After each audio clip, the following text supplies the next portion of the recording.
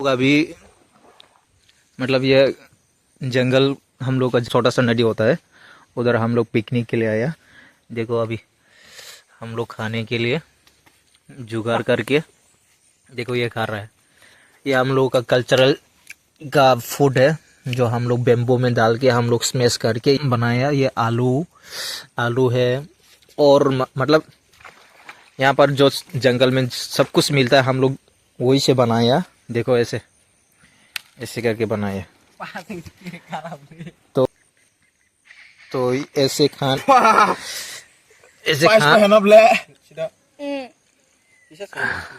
बाक्सरी को और लाइफन थुंग किसे किसे।